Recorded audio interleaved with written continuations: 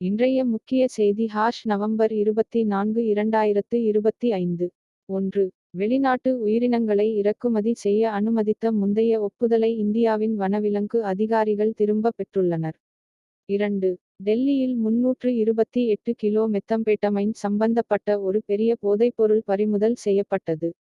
இந்த சரக்கின் மதிப்பு ரூபாய் 262 கோடிக்கு மேல். 3. ஜம்மு உம்மை காஷ்மீர் அரசு அதன் முதல் சுண்ணாம்புக்கல் சுரங்க ஏலத்தை தொடங்கியுள்ளது.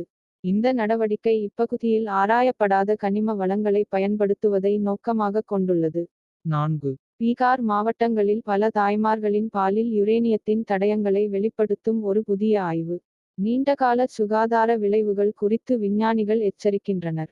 5. வெனிசுலாவின் வான்வெளி குறித்து அமெரிக்க ஒரு புதிய எச்சரிக்கையை வெளியிட்டது. அரசியல் ஸ்திரமின்மை மற்றும் இராணுவ நடவடிக்கை காரணமாக ஏற்படும் அபாயங்களை இது எடுத்துக்காட்டுகிறது. பல விமான நிறுவனங்கள் பிராந்தியத்தின் மீது விமானங்களை தற்காலிகமாக நிறுத்தியுள்ளன. பயணிகள் பாதுகாப்புதான் முதன்மையான கவலை. 6. தைவானில் இராணுவ ஈடுபாட்டை ஆதரிக்கும் கருத்துக்களுக்கு ஜப்பானை சீனா விமர்சித்தது. 7. கோடக் வங்கி தனது பங்குகளை 1 முதல் 5 என்ற விகிதத்தில் பிரிக்கும். அதாவது ஒரு பங்கு 5 சிறிய பங்குகளாக பிரிக்கப்படும். 8.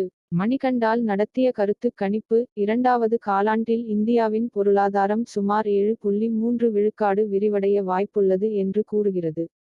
9. 16வது நிதி ஆணையத்தின் தலைவர் அரவிந்த் பனகாரியா வளர்ச்சியை அதிகரிக்க இந்திய மாநிலங்கள் தொழிலாளர் சந்தை சீர்திருத்தங்களை ஊக்குவிக்க வேண்டும் என்று வலியுறுத்தினார். 10.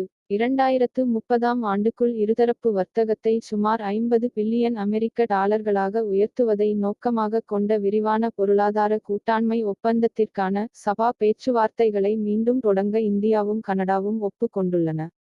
11. சமீபத்திய ஃபிளாஷ் கொள்முதல் மேலாளர்களின் குறியீடுகள் பகல் உலகப் பொருளாதாரம் மீள்தன்மையுடன் இருப்பதாகவும் ஆனால் பலவீனம் அதிகரித்து வருவதாகவும் காட்டுகின்றன. 12. சீனா இந்த வாரம் 2 ஆண்டுகளில் மிகப்பெரிய அமெரிக்க சோயாபீன் கொள்முதலைச் செய்தது. இது உலகளாவிய விவசாயப் பொருட்களின் விலையை அதிகரிக்க உதவுகிறது. இது வலுவான சீன இறக்குமதி தேவையை குறிக்கிறது மற்றும் ஏற்றுமதி செய்யும் நாடுகளுக்கு பயனளிக்கும். 13. உலகளாவிய நல்வாழ்வுப் பொருளாதாரம் 2025ஆம் ஆண்டில் தோராயமாக $6.8 டிரில்லியன் என மதிப்பிடப்பட்டுள்ளது. இது 2019 முதல் 35 விழுக்காடு வளர்ச்சியடைகிறது.